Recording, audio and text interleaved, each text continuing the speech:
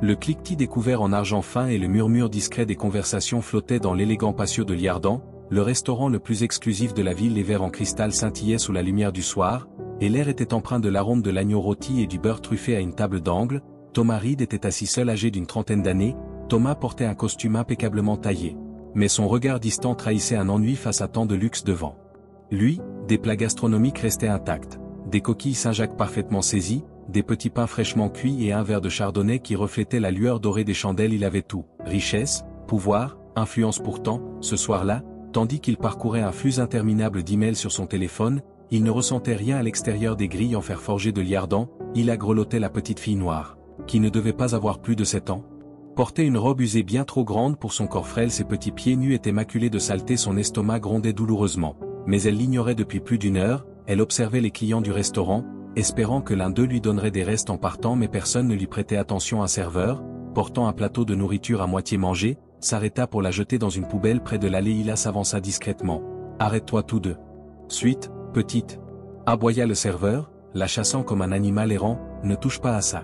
Les gamins des rues crasseux n'ont rien à faire ici. » Il a tressailli et se réfugia derrière une colonne, les larmes lui montant aux yeux, mais sa faim était plus forte que sa peur. À travers les portes ouvertes du patio, elle repéra un homme en costume bleu marine, assis seul à une table d'angle devant lui, des plats intacts, des petits pains, du poulet rôti, et même une petite tarte au chocolat. Elle en avait l'eau à la bouche. « Demande, juste une fois. » se murmura-t-elle, rassemblant tout son courage. Elle traversa le patio sur ses pieds nus, foulant les dalles de pierre. Des murmures choqués parcoururent le restaurant. « D'où sort-elle, celle-là » chuchota une femme parée de perles. « La sécurité ne surveille-t-elle pas les grilles » marmonna un homme. Le maître d'hôtel s'avança, ses chaussures vernies claquant avec colère. « Petite fille, tu n'as rien à faire ici, sors immédiatement. » Mais avant qu'il ne puisse l'attraper par le bras, il fit un pas en avant, ses grands yeux bruns fixés sur Thomas. « Monsieur » dit-elle d'une voix tremblante. Thomas leva les yeux de son téléphone. Surpris, la silhouette frêle de la petite fille semblait totalement déplacée au milieu des nappes noires et des lustres scintillants. « Est-ce que je peux manger avec vous ?» Le serveur s'immobilisa à mi-chemin. Un silence s'abattit sur le patio. Thomas la dévisagea, son esprit en ébullition. « S'il vous plaît, » ajouta-il doucement, serrant sa robe déchirée. « Je suis désolé de demander, je n'ai pas mangé depuis 2 jours. » « Monsieur, » dit le serveur d'un ton sec, « voulez-vous que je la fasse sortir ?» Thomas ne répondit pas tout de suite. Ses yeux étaient fixés sur les joues creuses d'Hila, ses lèvres tremblantes. Quelque chose en lui changea. Des années auparavant, il avait été un enfant comme elle, affamé, sale, invisible aux yeux du monde. Il se souvenait d'avoir attendu devant des boulangeries, priant pour qu'on lui donne un crouton de pain. Personne ne l'avait fait. « Monsieur, » insista le serveur, « dois-je appeler la sécurité ?» « Non, » répondit Thomas soudainement, sa voix plus forte qu'il ne l'avait prévu. Tous les regards se tournèrent vers lui. Thomas repoussa sa chaise et se leva, apporter une autre assiette, dit-il fermement. Le serveur cligna des yeux. « Pardon ? Vous m'avez entendu, la meilleure que vous ayez, et vite. » Les yeux d'Hila s'écarquillèrent. « Vraiment ?» murmura-t-elle. « Oui, comment vous appelez-vous, ma petite ?» « Hila » répondit-elle. Thomas s'agenouilla pour être à sa hauteur. « Viens, Hila, assieds-toi avec moi. » Des exclamations étouffées résonnèrent dans le patio. « Est-il sérieux ?» chuchota une femme, « un millionnaire qui dîne avec une enfant mendiante. » « C'est scandaleux, » marmonna un homme. Thomas les ignora tous. Il tira la chaise à côté de lui et tapota doucement le siège. « Assieds-toi, ma chérie, ce soir, tu es mon invité. » Il grimpa prudemment sur la chaise, et Thomas se tourna vers le serveur, et apportait du pain chaud d'abord et les gelées. Le serveur hésita, puis s'éloigna rapidement. Gêné, Thomas balaya du regard les autres clients, leur visage rougi par le jugement et l'inconfort. « Vous nous fixez tous » lança-t-il à voix haute. « Peut-être devriez-vous vous demander pourquoi une petite fille doit mendier pour manger. » Le restaurant tout entier se tut. Les petites mains d'Hila saisirent le pain chaud. Lorsqu'il arriva, des larmes coulèrent sur ses joues maculées de saleté tandis qu'elle murmurait. « Merci, monsieur », elle ajouta, « je pensais que personne ne se souciait de moi. » La gorge de Thomas se serra en la regardant prendre sa première bouchée pour la première fois depuis des années. Il ressentit quelque chose de profond dans sa poitrine, une lueur de chaleur qu'il ignorait encore posséder. Le patio resta silencieux. Le bruit des fourchettes raclant les assiettes avait complètement cessé. Hila était assise, raide, sur la chaise à côté de Thomas, ses petites mains serrant un morceau de pain chaud. Elle le fixa un instant, comme pour s'assurer qu'il était réel.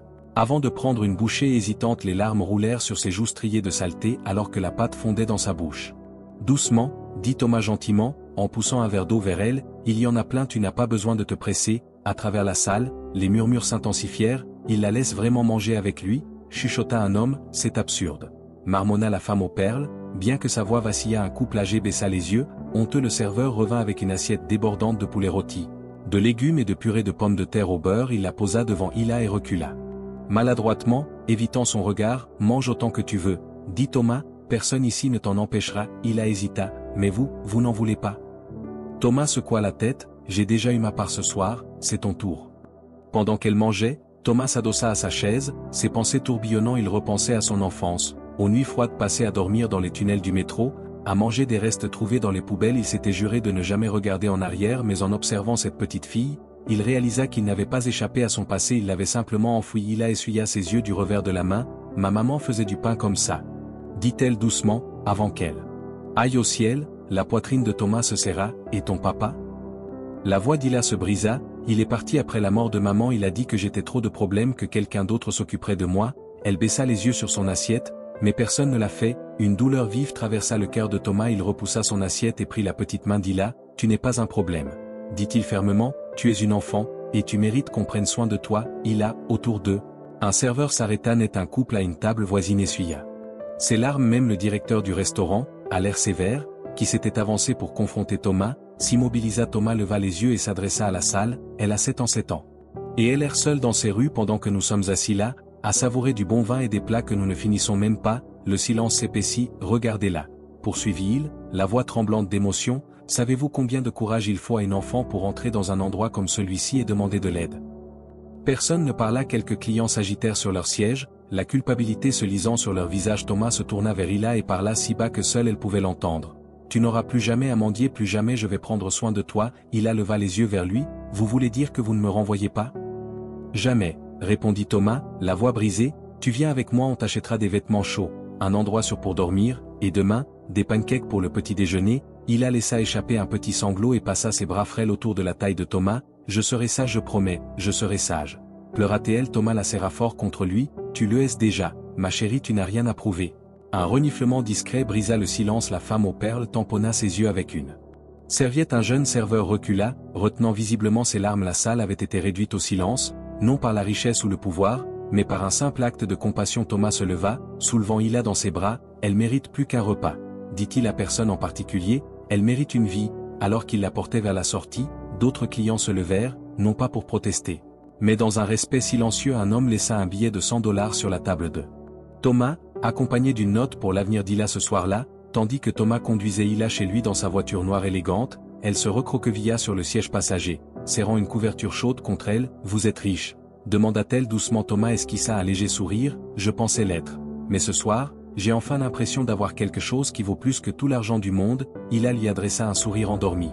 Vous êtes la personne la plus gentille que j'ai jamais rencontrée. Les larmes piquèrent les yeux de Thomas. Et toi, dit-il doucement, tu es la petite fille la plus courageuse que j'ai jamais connue.